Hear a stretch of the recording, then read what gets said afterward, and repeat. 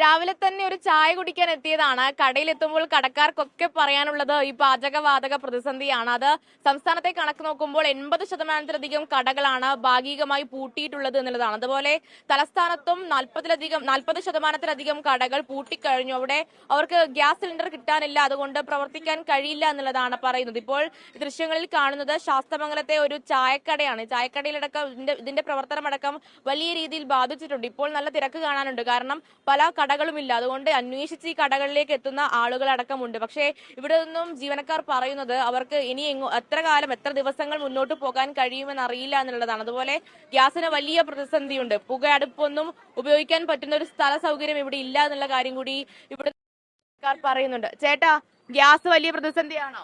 അതെ, വലിയ പ്രശ്നത്തിലാണ്. നമ്മള് 5-6 ജോലിക്കാരുണ്ടായിരുന്നു, ഇപ്പൊ 3 പേരേ ഉള്ളു.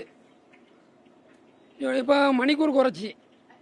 എത്ര സമയം ഇപ്പൊ പ്രവർത്തിപ്പിക്കുന്നത്? ഇപ്പൊ ആകെപ്പാട് 6 മണിക്കൂറേ ജോലിയുള്ളു. രാവിലെ 6 മണിക്ക് തുറക്കും, പിന്നെ 10 മണിക്ക് അടയ്ക്കും.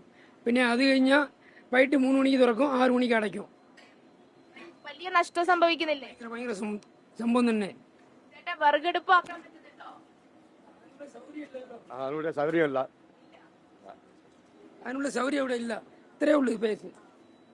ആൾക്കാർ എന്താ വില കൂട്ടേണ്ട ഒരു സാഹചര്യം ഉണ്ടോ? ഇപ്പൊ വില സാധാരണ 40 രൂപ കൊടുത്തുകൊണ്ടിരുന്ന ഇഡലി 48 ആക്കി. ചായക്ക് വടയ്ക്കും അത് തന്നെ, സെയിം റേറ്റ് തന്നെ. പൂരിക്കും ഇഡലിക്കും വില കൂട്ടി. വരും ഇങ്ങനെ പോയി കഴിഞ്ഞാൽ പിന്നെ വില കൂട്ടേണ്ടി വരും. ഈ സമയത്ത് നല്ല തിരക്കുണ്ടല്ലേ? പക്ഷേ തിരക്കുണ്ട്, ആൾക്കാർ കൂടുതൽ വരുന്നുണ്ട്.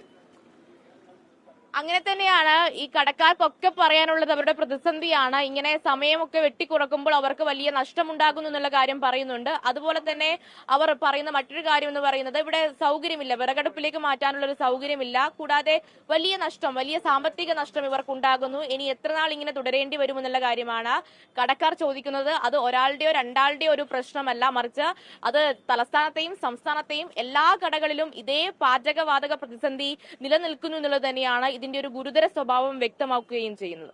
ലോകത്തെവിടെയായാലും ഏത് സമയത്തും 24 വാർത്തകളും ഓഗ്മെന്റഡ് റിയാലിറ്റി പാക്കേജുകളും എക്സ്പ്ലെയിനറുകളും വിശദമായി കാണാൻ ഞങ്ങളുടെ യൂട്യൂബ് ചാനൽ നിങ്ങൾക്ക് സബ്സ്ക്രൈബ് ചെയ്യാം.